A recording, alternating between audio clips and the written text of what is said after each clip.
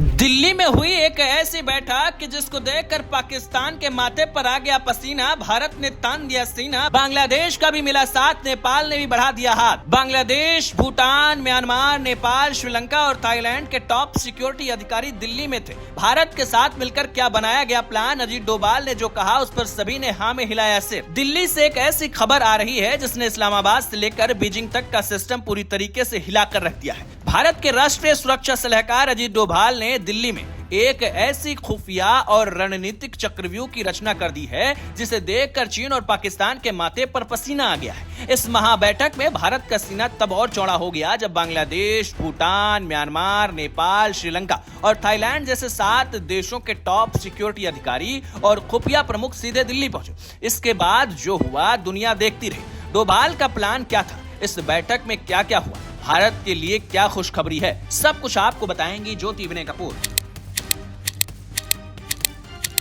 नमस्कार, आपके साथ मैं हूं ज्योति विनय कपूर। तो दोस्तों, बंगाल की खाड़ी और हिंद महासागर क्षेत्र को पूरी तरह सुरक्षित करने के लिए भारत ने एक ऐसा मास्टर प्लान सामने रखा जिसे सुनते ही सभी देशों के सुरक्षा प्रमुख दंग रह गए और उन्होंने बिना वक्त गवाए हाँ में सिर हिला दिया। भारत की इस नेबरहुड फर्स्ट और एक्ट ईस्ट नीति के आक्रामक कदम ने दुश्मनों के होश उड़ा दिए। असल में वैश्विक मंच पर यह बैठक भारत की बढ़ती सैन्य और कूटनीतिक बादशाहत का सबसे बड़ा सबूत बनी।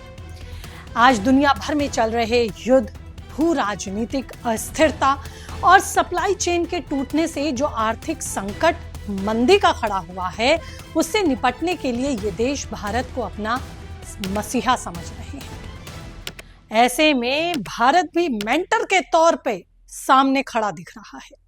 डोभाल ने साफ कर दिया कि यह संगठन दुनिया के 22% आबादी और करीब $5 ट्रिलियन की जीडीपी का प्रतिनिधित्व करते हैं। अगर ये 7 देश एक साथ खड़े हो गए तो विदेशी ताकतों का एक पूरे क्षेत्र से बोरिया बिस्तर गोल होने लगेगा। यही वजह है कि नेपाल ने भी अपनी दोस्ती का हाथ आगे बढ़ाया और बांग्लादेश ने भी भारत के सुर में सुर मिलाया। अजीत डोभाल ने इस बैठक में जो 2 टूक बातें कही, उसने पाकिस्तान और चीन के मंसूबों पर पानी फेर दिया। डोभाल ने सभी सुरक्षा प्रमुखों के सामने साफ कहा कि आज खतरे बहुत हैं, लेकिन समाधान सिर्फ एक है, वो है आपसी सहयोग और कड़ा एक्शन, बीच में कनेक्शन। इस बैठक का सबसे बड़ा झटका चीन की स्ट्रिंग ऑफ पर्ल्स यानी कि भारत को समंदर में घेरने की नीति को लगा है, क्योंकि सभी 7 देशों ने समुद्री सुरक्षा को मजबूत करने के लिए नए दिशा निर्देशों को मंजूरी दे दी है। इसका सीधा मतलब ये है कि अब हिंद महासागर में चीन का कोई भी जासूसी जहाज या पाकिस्तान समर्थित आतंकी नेटवर्क पैर पसार नहीं पाएगा। डोभाल ने बिना नाम लिए साफ संदेश दे दिए कि भारत के पिछवाड़े में किसी भी तीसरे देश की दादागिरी अब बर्दाश्त नहीं की जाएगी। इस बैठक की सबसे खास बात यह रही कि इसमें सिर्फ दहशतगर्दी, ड्रग्स तस्करी और साइबर हमलों जैसे सुरक्षा मुद्दों पर बात नहीं हुई, बल्कि व्यापार, आर्थिक सुरक्षा को भी एक नए रोड मैप के साथ सॉल्यूशन के तौर पर उस पर बात की गई। डोभाल ने द्विपक्षीय बातचीत में भारत, म्यांमार, थाईलैंड त्रिपक्षीय राजमार्ग जैसे बड़े कनेक्टिविटी प्रोजेक्ट को जल्द से जल्द सुरक्षित और पूरा करने पर भी जोर दिया। इसका मतलब ये है कि आने वाले समय में इन पड़ोसी देशों के साथ भारत का व्यापार रॉकेट की रफ्तार से बढ़ेगा। पाकिस्तान आज दाने दाने को तरस रहा है, पूरी तरह अलग थलग पड़ रहा है, जबकि भारत अपने पड़ोसियों के साथ मिलकर एक अभेद्य आर्थिक और सैन्य ताकत से भरपूर किला बना रहा है।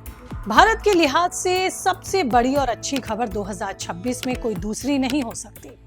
अब देखना होगा कि किस तरह से ये देश मिलकर एक साथ काम करने के लिए तैयार होते हैं और इस रोड मैप और इस प्लानिंग पर, से स्ट्रेटेजी पर आगे बढ़ते हैं। लेकिन अगर ये साथ आ गए तो पाकिस्तान और चीन की मुश्किलें बढ़ेंगी।